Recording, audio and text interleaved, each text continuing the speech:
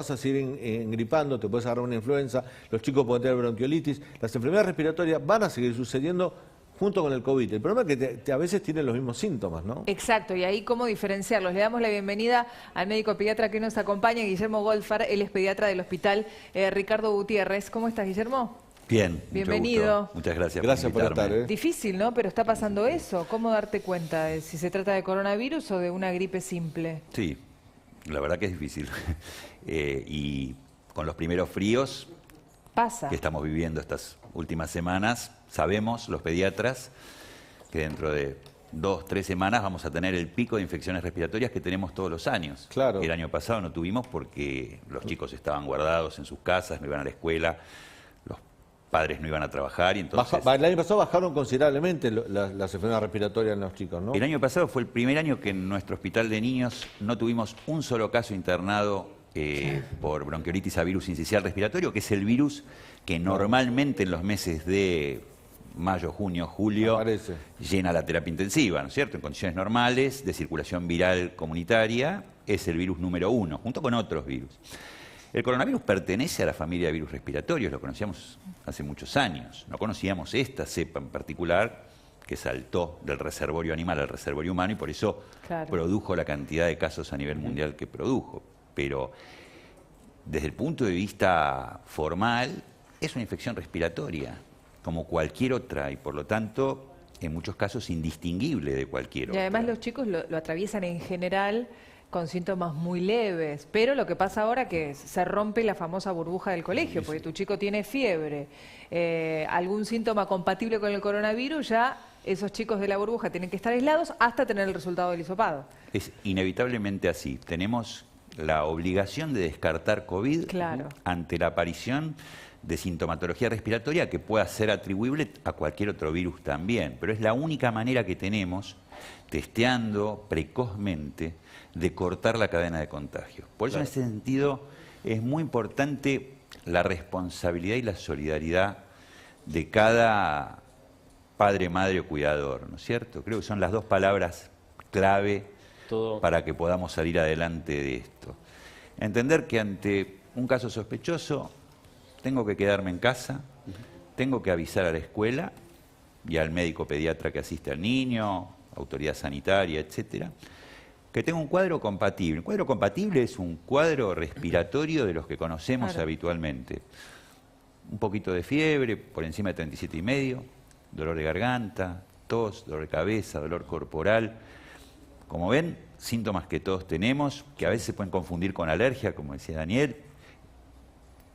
Todo puede ser COVID hasta que se demuestre lo contrario. Y esa tiene que ser nuestra actitud. Por supuesto, hay algunas manifestaciones que son más categóricas de COVID. Como el tema del olfato, ¿no? La pérdida del olfato y la pérdida del gusto. El tema es que los niños menores de 6 años en general no nos dicen perdí el olfato, perdí el gusto. Ni tampoco nos dicen me duele la cabeza. Quizá tienen vómitos o descompostura y ahí nos podemos, ¿no? Acuérdense que vómitos y diarrea también son síntomas sospechosos de COVID. Es decir que ante la aparición de 2 o más síntomas tenemos que guardarnos, aislarnos. O sea, Doc, el mensaje es que hay que, ante 2 síntomas, hay que testearse. O sea, no hay una forma de decir, bueno, la verdad esto es una gripe, no es COVID. Es imposible darse cuenta. No hay ninguna otra forma que no sea testeándose. Lo primero que hay que hacer es guardarse, es aislarse. Claro, porque hay que esperar, ¿no? Eso, recordemos cuántos días hay que esperar para hacerse el primer hisopado y también hay casos que existen de gente que esperó 72 horas y la primera vez le dio negativo y sin embargo después a la semana recién le dio positivo. Eso puede pasar, lo que no implica que no debamos hacer un testeo en las primeras 48 horas. 48 horas. Sí.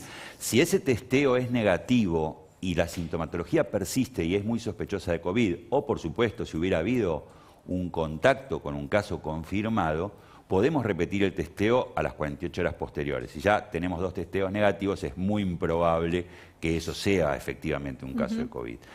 Pero a los fines de cortar la cadena epidemiológica, es preferible hisopar de más a hisopar de menos. Y en el caso no sea posible o no deseen testearse, aislarse los 10 días que corresponden después del contacto o del inicio de los síntomas. Ahora, a los 3-4 días, cuando los síntomas de la gripe tendrían que empezar a mermar, los del coronavirus muchas veces continúan. Ahí tal vez sí es posible diferenciar lo que es la gripe del COVID, ¿no? Es posible, pero no definitivo. Claro. El COVID y la gripe pueden tener una evolución tórpida. En general, el COVID en los chicos, como decía Vivi, dan casos leves a moderados. Mi sobrino, por ejemplo, que tuvo 2 años y medio, o sea, digo, claramente tuvo porque después dio positiva a mi hermana, a mi cuñado, pero digo, él, claro, con 2 años se agarraba la cabeza, tenía vómitos, era lo único que él podía expresar siendo tan chiquito, ¿no? Seguro. En general, vemos en pediatría casos leves a moderados. La mayoría de los chicos lo pasan bien. Hay algunos chicos que tienen mayor compromiso de su estado general sin requerir internación o sin que esto sea necesariamente una forma grave, y hay muy ocasionalmente formas graves en pediatría, generalmente asociadas a chicos con otras patologías, con comorbilidades. ¿Y es necesario testear a los chicos?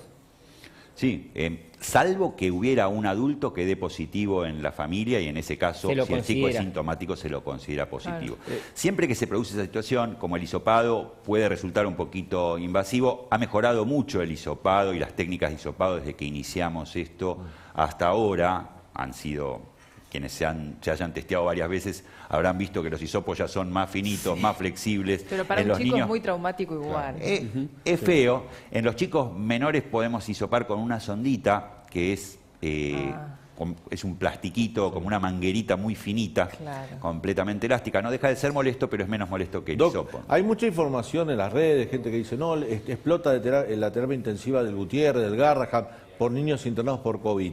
¿Cuál es la realidad? Hay chicos internados en terapia intensiva por COVID, son chicos que tienen enfermedades prevalentes. ¿Cuál es el cuadro de situación en general? El cuadro de situación en relación a... Yo no soy, digamos, el vocero del hospital. Pero conoce las estadísticas, indicadores. Absolutamente, claro. Y digamos, la doctora Gentile, el doctor López han hablado en los medios de este tema. Nuestro nivel de ocupación de camas de terapia intensiva es el habitual. Los chicos que han tenido requerimiento de terapia intensiva por COVID han sido en todos los casos chicos con comorbilidades muy importantes. Claro.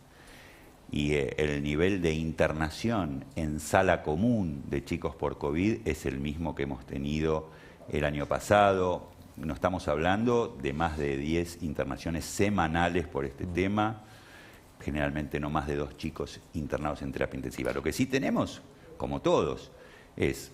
y vamos a ir teniendo patología viral estacional y patología desatendida en 2020. Recordemos que otras patologías, en muchos casos, demoraron su atención en 2020 y hoy están siendo atendidas y requieren... Es importante este dato, perdón, Vivi, es importante este dato por el tema de la presencialidad escolar en la ciudad de Buenos Aires, que los chicos están asistiendo a clases y muchos hablaban que eso iba a desatar una ola de contagios entre los chicos que iban a terminar saturando las salas de los hospitales. No está sucediendo eso. Esto no ha ocurrido, hay que estar atentos siempre porque viene el frío y esta situación puede cambiar, pero hasta el momento esto no ha ocurrido.